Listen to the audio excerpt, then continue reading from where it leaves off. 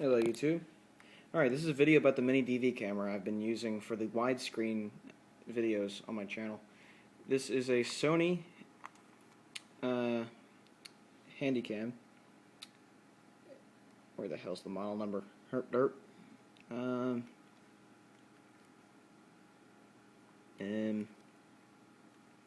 Lol. I don't know where the model number is. Either way, the camera is from about 1999 or 2000. And it was my parents' camera. I kind of inherited it. There you go, you got your LCD monitor and your buttons here for controlling the tape and editing and the menus and stuff. It's a pretty typical MiniDV camera. Got your two tiny holes there for the speaker. And this is something I don't see a whole lot on some MiniDV cameras, is pure ass video out. That's a 90s thing, I think. I could be wrong on that, but I don't know. It's got a pop-out viewfinder. Got a focus button for if you're doing manual focus. Got a photo button. Of course, your zooming controls. You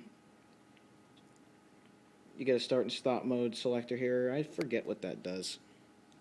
I honestly forget what that does.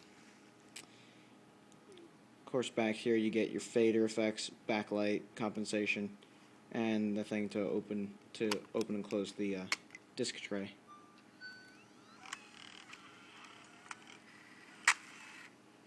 And there you have it.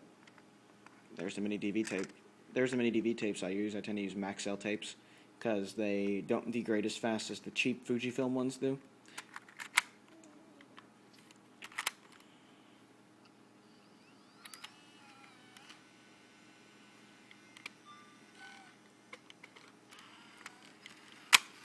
Really? This thing can be a little tricky sometimes. That's the one thing I don't like about MiniDV cameras, is sometimes these mechanisms here can be a little bit herp dirt. Really? You're an idiot. Close.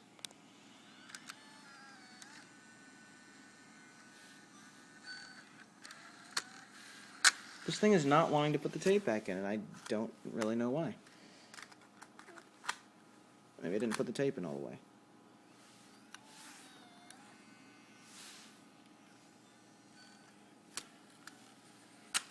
What the hell's going on? Really?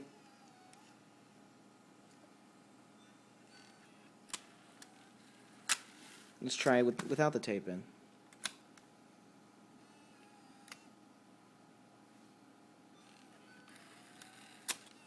Something's out of alignment, I don't know what. What do? There, I dropped it. And that seemed to do something, so. Something's binding up. What the hell's going on here? Seriously? I was just using this camera.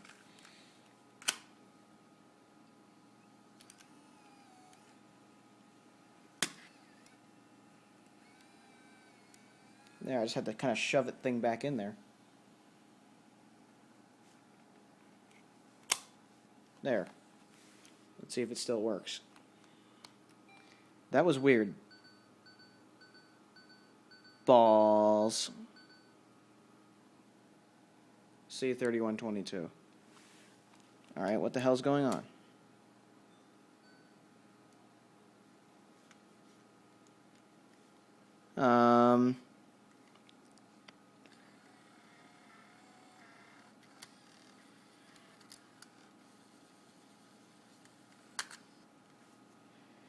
I don't know what's wrong with this mechanism here. There we go. That's the first time I've ever had to do that. I had to basically cajole the mechanism into working. Okay, now that I've fixed this really fucked up camera, that's never happened before. That's the first time that's ever happened. Got that right on camera, too. There we go. See how it's in 16:9 wide? Some cameras don't have this mode, and this is very useful for YouTube, so you can just pan around like that. Zoom in on that sound card there. There you go. Zoom in over there on the Sony turntable.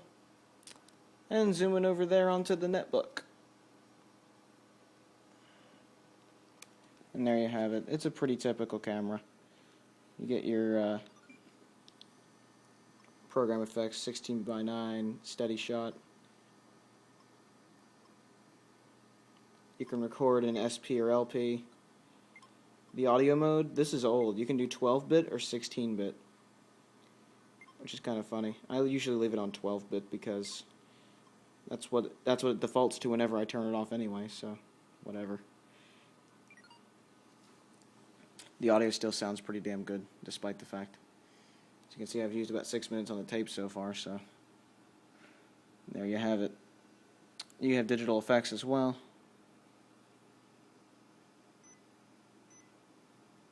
You can do still, I don't know. I don't use a whole lot of the features on this camera other than taping and playing back, and the 16:9 wide. That's really all I use on this camera. I don't really need to do anything else on here. I mean, it's a very nice camcorder. It has a Carl Zeiss Vario sonar lens, and you can really tell the difference. Let's watch the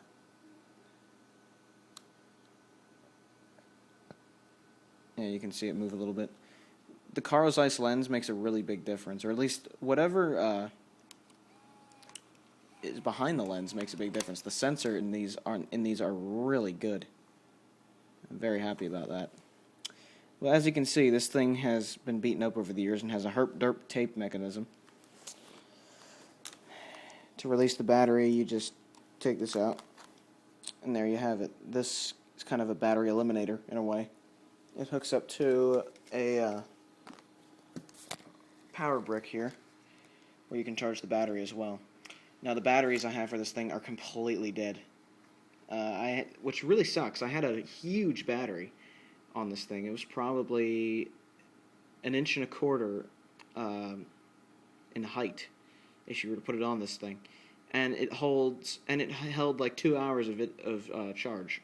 Now it holds about 10 to 15 minutes of charge, which makes it virtually useless for taking it places, because sometimes it doesn't even last that long once the battery's been sitting in the camera for a while. So this thing is forced to be tethered here. So I don't know what I'm going to do about the battery. I don't know whether to get the battery reconditioned or to just buy a new battery someplace, like a cheapo one off eBay, like V Westlife mentioned to me in a comment. But you know, I honestly want to get the battery reconditioned, but I don't know if it's worth the price. That's just what I got to find out. Either way, it's a very nice camcorder, and the videos that you see on my channel in widescreen, this is what they were filmed with, this particular Sony Handycam. And someone requested me to do a video about this thing, and there you have it. Oh yeah, there's the shoe and the microphone. Forgot about that.